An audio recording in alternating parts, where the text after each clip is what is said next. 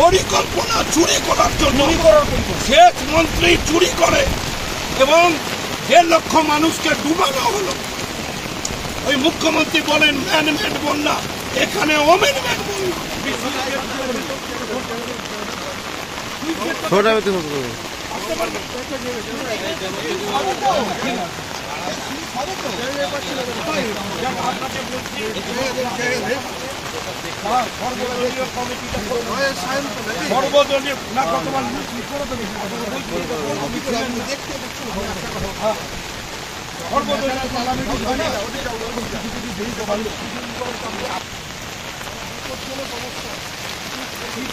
ব্যবস্থা করেছে সাবিত্রী মিত্র, করেছে জেলা প্রশাসক, সেচ দপ্তর অধিকারী, চোর সব। 1,35,00,000 টাকা কালভার্টের কাজ হবে। এখানে বললো মানুষ ভুইয়া এসে লক গেট তৈরি করবে, আর এখানে হচ্ছে একটা কালভার্ট বানিয়েছে। ফুলন নদীর জল, গঙ্গা নদীর জল ভুতনিতে গতবার টাকা লুট করেছে, আত্মসাৎ করে। এই ইরিগেশনের লোকদেরকে জলে ডুবাতে হবে। ভুতনির মানুষ ডুবেছে। প্রত্যেক বছর বন্যা হয়, জেনারেটরের টাকা চুরি, খিচুড়িতে টাকা চুরি। এগুলো হচ্ছে একটা তৃণমূল সরকারের এই কাজগুলো হচ্ছে। ফলে ভুতনির মানুষকে বলবো এদের বোঝা উচিত। আর ত্রাণ নিয়ে আমি ভিডিও সাহেবকে বললাম, ত্রাণ নিয়ে সর্বদলীয় কমিটি করতে হবে। রাজনীতি হলে ছেড়ে কথা বলা হবে। মানুষ বলছে কেটে দেওয়া হয়েছে, বেশ কিছু মানুষ কেটে দিয়েছে। কে কাটবে? এইটা আমাদের নাবালক আছে। আমরা ইঞ্জিনিয়ারিং পাস করিনি, জানি না। একটা কালভার্ট হিউম পাইপের কাজ 1,35,00,000 টাকার কাজ।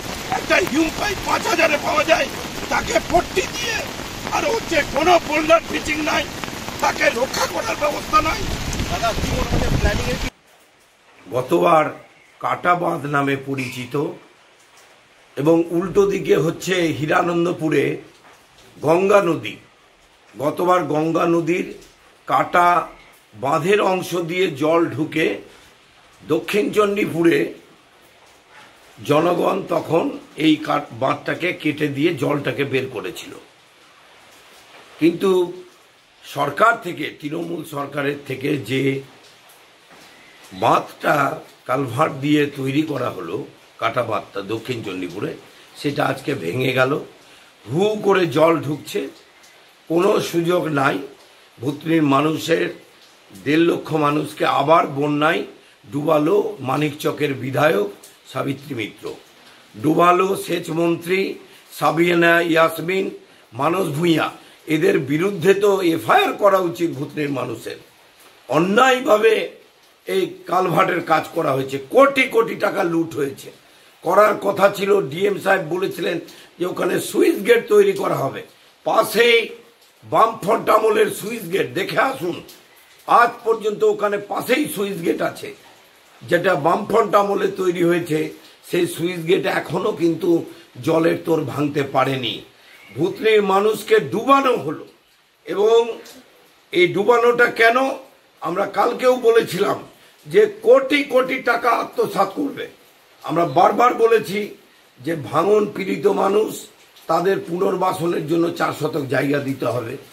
আর আমরা বারবার আশঙ্কা করেছিলাম ভুতনি ডুববে, ভুতনিকে ডুবানো হবে। গতবার এই ভুতনিকে জলকে, ভুতনি ডুবানোকে এবং এই বন্যাকে সামনে রেখে তৃণমূলের নেতারা কোটি কোটি টাকা লুট করেছে, এই বিধায়ক লুট করেছে। পরিকল্পনা চুরি করার জন্য সেচ মন্ত্রী চুরি করে এবং 1.5 লক্ষ মানুষকে ডুবানো হলো। ওই মুখ্যমন্ত্রী বলেন ম্যানমেড বন্যা, এখানে ওমেনমেড বন্যা। এখানকার বিধায়ক দায়ী এবং এখানকার প্রশাসন দায়ী। এলাকাবাসী যেটা বলছে যে শাসক দলের কিছু নেতা যারা নিজেদের লাভের জন্য এই বাঁধকে দুর্বল করেছে, সঠিক কথা বলেছে। মানুষের অভিজ্ঞতায় প্রতিদিন 800 লিটার জেনারেটরের তেল চুরি হয়েছে, প্রতিদিন খিচুড়ির বিল চুরি হয়েছে। এই যে এখন আনটাইট ফান্ড সব বলবে খরচ করবে। একদিন ডিএম এসছে, নৌকার বিল হয়েছে 1 লক্ষ টাকা। আর এখন ন্যাচারাল ক্যালামিটির উপরে প্রশাসনের সব মানে অজুহাত দিচ্ছে। এই তো চলছে। যাই হোক, এখন সবাইকে ঝাঁপাতে হবে। উত্তেজিত হওয়াটাই স্বাভাবিক, কিন্তু সবাইকে প্রশাসনকে বলেছি, বিডিও সাহেব এসেছেন, এখন তো বন্যা হয়ে গেল, ত্রাণ নিয়ে যাতে রাজনীতি না হয়, প্রতিটা মানুষ যাতে এই ত্রাণের জন্য কোনো রকমের কোনো অসুবিধা না হয়, দ্রুত প্রশাসনকে কন্ট্রোল রুম খুলতে হবে। এবং মানিকচকের বিধায়কের কাজ কি আছে, 3টার সময় আসেন আর 9টার সময় টাকার ব্যাটরা নিয়ে চলে যান। বিধায়ক জানতেন না, কোনোদিন এখানে আসেন না।